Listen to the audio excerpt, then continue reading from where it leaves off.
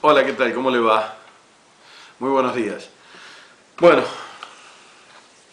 678 sirve. Algún día nos vamos a dedicar a hablar si está bien hecho o mal hecho el programa. Como profesional del medio que soy, tengo que decir que no es del programa que más me guste cómo está confeccionado, ni cuáles son los argumentos por el cual se hizo ese tipo de programa. Algún día vamos a hablar también de qué cosas son irrespetuosas dentro del periodismo, como por ejemplo la ironía cuando se habla de los demás, en la risa, en la crítica, todo este tipo de cosas, más que hacer una crítica profunda, hieren susceptibilidades y además también irritan y provocan reacciones del lado opuesto. Pero digo que es un buen programa porque oxigena, porque nos demuestra cuántas mentiras hay en otros lados, que son los lados que nos van carcomiendo absolutamente el cerebro. Demasiado duro, ¿no? Pero bueno, lo siento así, qué sé yo, a lo mejor me exageré un poco. Como ahora estamos todos un poco tristes porque Argentina quedó fuera del Mundial, yo quiero hacer hincapié una vez más en la parte periodística. ¿Por qué insisto tanto con el periodismo? No porque yo crea que todo lo que pasa en política la culpa la tiene el periodismo, no porque yo crea que lo que pasa en el fútbol la culpa la tenga el periodismo, de ninguna manera. El periodismo es el interlocutor entre los hechos y usted, o todos nosotros, los ciudadanos. Pero uno tiene que tomar conciencia de que estamos en una era de las comunicaciones, en un avance impresionante desde el punto de vista tecnológico de las comunicaciones y que en realidad las comunicaciones son las que han ido absorbiendo absolutamente todo el interés de la ciudadanía del mundo y lo que en definitiva termina introduciendo en la sociedad cuáles son los temas y cómo son esos temas dentro de un concepto que luego la sociedad asume como propio. Allá por el 30, si usted quiere, para poner una fecha, jugó un partido histórico Argentina y Uruguay, Uruguay y Argentina en el Estadio Centenario de Montevideo. Fue precisamente cuando Uruguay por primera vez salió campeón del mundo. Y le ganó un partido a la Argentina y en ese partido se jugaban muchas cosas porque no solamente era el primer mundial, sino que eran dos países vecinos que estaban disputando esa final.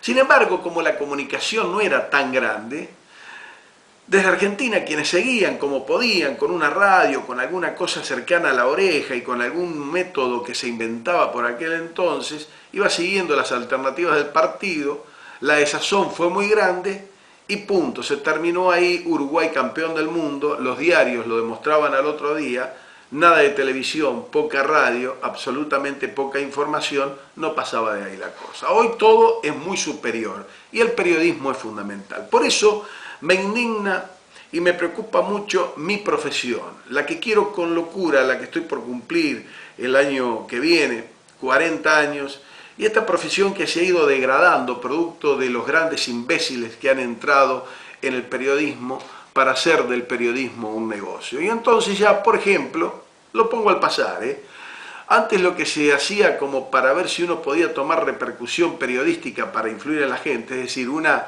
actriz se ponía de novio con un actor y a lo mejor hasta lo hacían para tener repercusión periodística y luego que esa repercusión les dé más éxito en la tarea que estaban desarrollando. Pero lo ocultaban de que era intencional ese romance.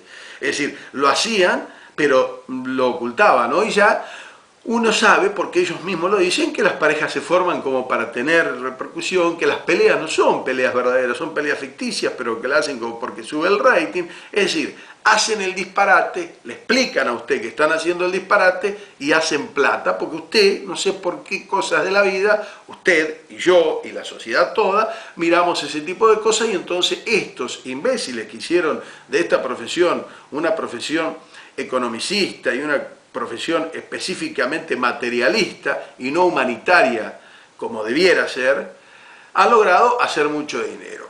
Y en el periodismo deportivo pasa exactamente lo mismo. Yo cada vez estoy más convencido que nadie sabe nada de fútbol. De fútbol todos sabemos mucho y nadie sabe nada.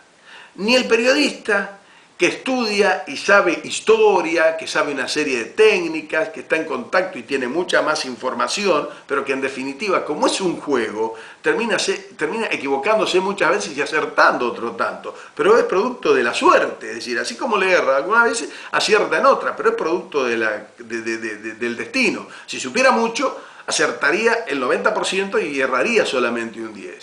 De la misma manera que acierta o erra un ciudadano común que va, un espectador común.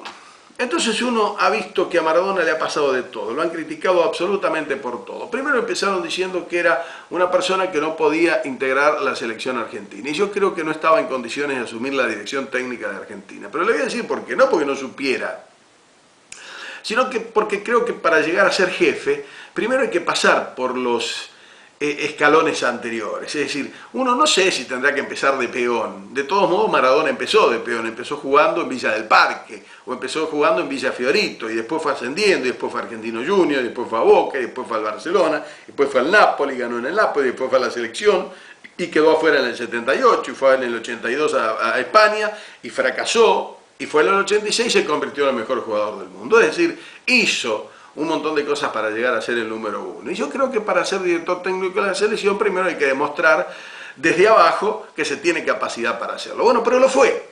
A partir del momento que lo fue, uno dice, bueno, aquí vamos a apuntarle al éxito a Maradona. Empezaron a ver si se vestía de traje o se iba a vestir como siempre con ese equipo de jogging, haciendo y desmereciendo la jerarquía que debe tener un técnico de traje adentro. Yo no sé si queda mejor de traje o de jogging en una cancha de fútbol una persona. Me parece que el traje adentro de una cancha de fútbol es tan ridículo como un jogging en una velada de gala. Así que bueno, ahí está uno de los defectos y uno de los ataques a Maradona, que terminó dándole la razón en el sentido de que se vistió como querían.